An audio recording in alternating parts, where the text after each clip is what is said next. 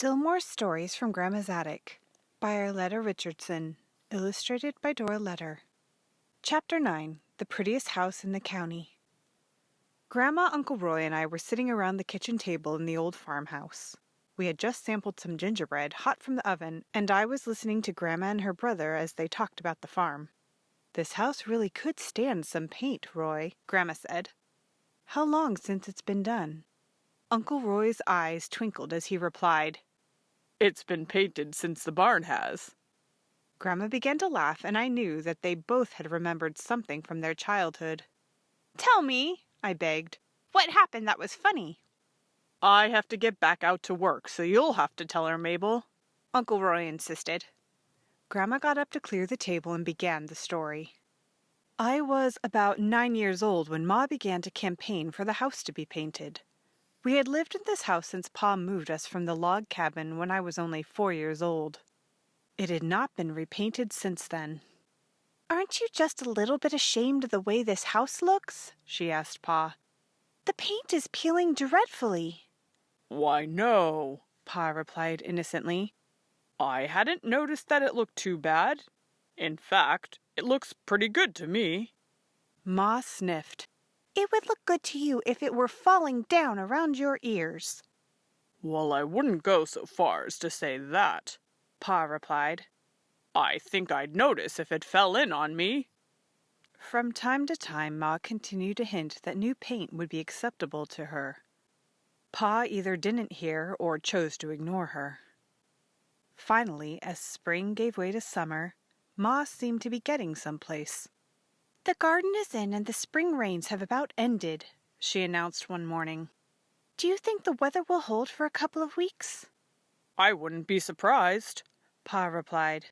"The almanac doesn't predict any rain for the rest of this month. Things are growing well, though. We need the sunny days for the wheat." "Then this would be an excellent time to paint," Ma declared triumphantly. Pa looked out the window. "You know, I think you're right. Maybe I could get a couple of the Carter boys to help me. I think I can pick up the paint while I'm in town Saturday. I wonder how much it will take." Ma's mouth dropped open in surprise. She had obviously expected some excuse. "I'm sure Mr. Clapp could tell you how much you'll need," she said happily. "You can start right away on Monday. What color will you get? I think white or pale yellow will look pretty."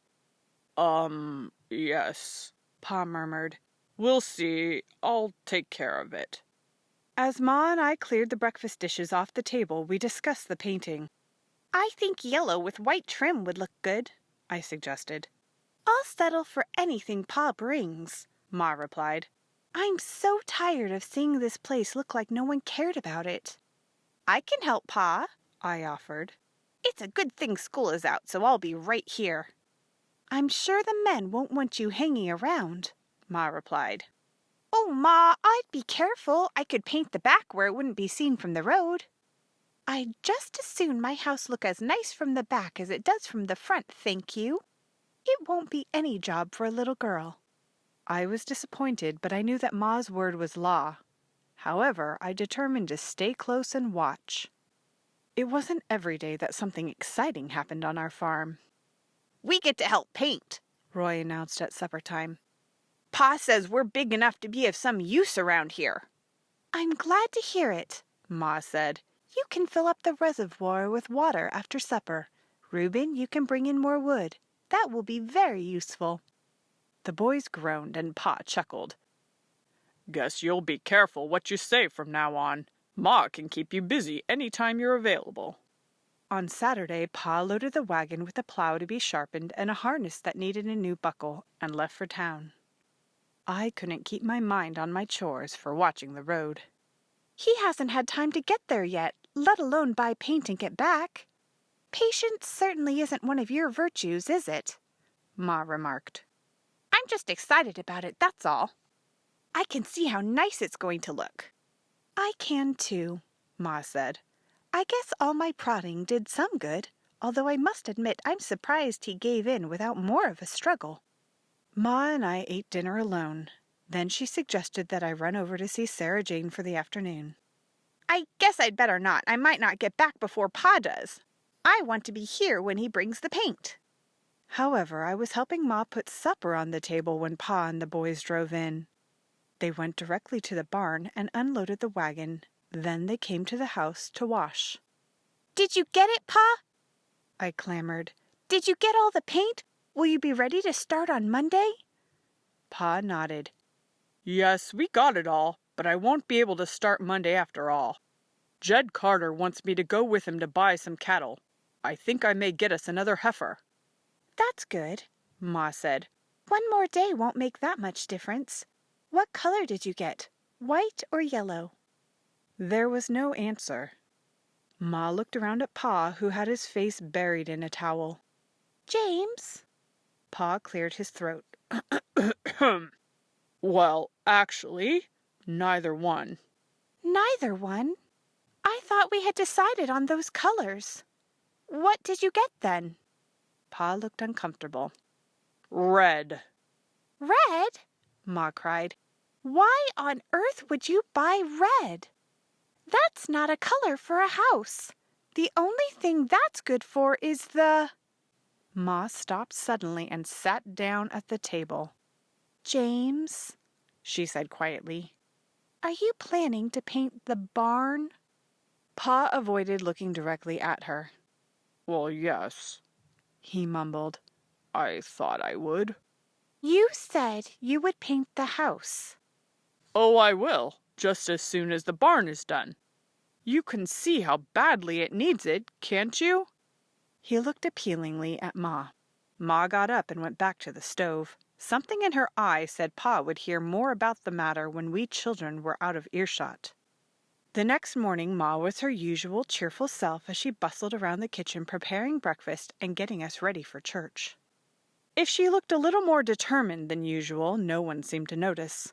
We climbed into the buggy and left for church. What time do you plan to leave tomorrow morning? Ma asked pleasantly. I think as soon as it's daylight, Pa answered. It'll take longer getting home since we have to walk the cattle. I'll help the boys milk in the morning so you can get ready to leave, Ma said. When I arrived in the kitchen the following morning, the milking had been done. The breakfast was ready to go on the table, even though the sun had not yet peeped over the horizon. Looks like a beautiful day, Pa boomed as he sat down. The Lord is good to us to give us such perfect growing weather. Yes, he is, Ma agreed. We have a lot to be thankful for. You know what there is to do around here, Pa reminded the boys. And if your Ma has any chores she wants done, you'll be available to do them. Yes, Pa, Reuben replied. We'll take care of things. Roy hitched Nellie to the wagon and Pa climbed in. Ma stood at the kitchen door watching as they disappeared down the lane. Then she turned to Reuben and Roy. Boys, I want you to go out to the barn and fetch that paint to the house. And don't forget the brushes and the ladder. They stared at her, dumbfounded. What are you going to do with it, Ma?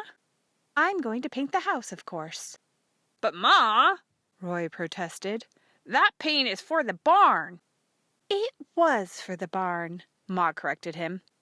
It is now for the house. I'm tired of waiting for my house to be painted, and I don't intend to take second place to a barn. Now move. And Mabel, she turned to me, come along and put on an older dress. I don't want paint on that one. But Ma, I wailed as I trotted after her. We wanted a white house. It will look just like we live in a barn. That can't be helped. I would prefer white myself, but at least it will look clean. We can get some white to trim the windows and doors. The boys returned with the paint and ladders, and Ma met them at the steps. Are we starting back here, Ma? Reuben asked. Indeed not, Ma declared. We'll begin on the front. Your father might not finish it right away if it couldn't be noticed from the road, but he won't leave a job undone when the neighbors can see it. The boys looked at each other and shrugged. When they had carried everything around the front, Ma directed the job.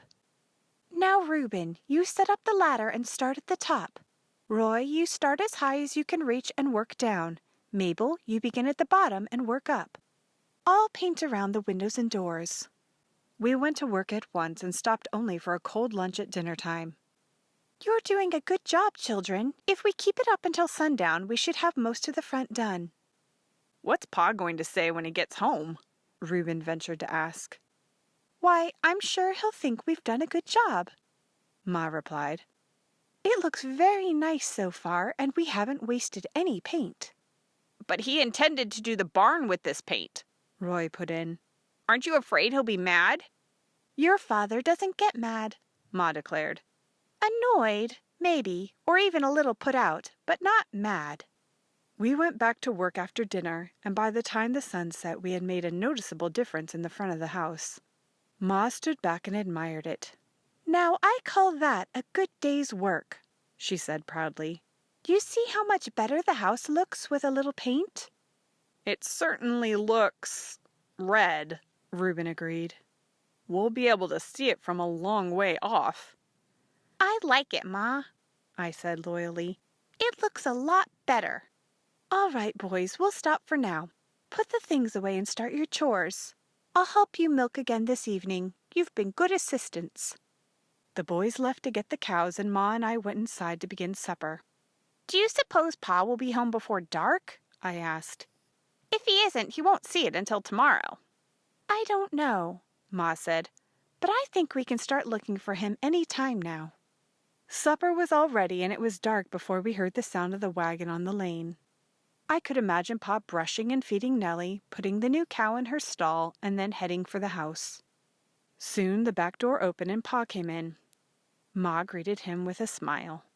Did you have a successful day? Yes, we did. Brought home a fine heifer. He sat down and looked at Ma. The corners of his mouth twitched as he tried to keep from laughing.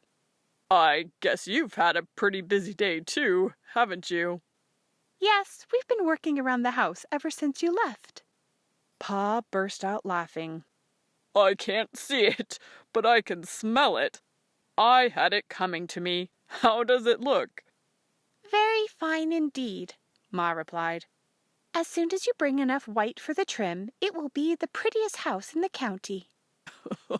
It will be the brightest, anyway, Pa chuckled. The Carters will be here tomorrow to help finish it. We got used to our bright red house, Grandma concluded. In fact, we all rather liked that color. And Pa learned that when Ma had her heart set on something, she would probably get it. End of chapter 9.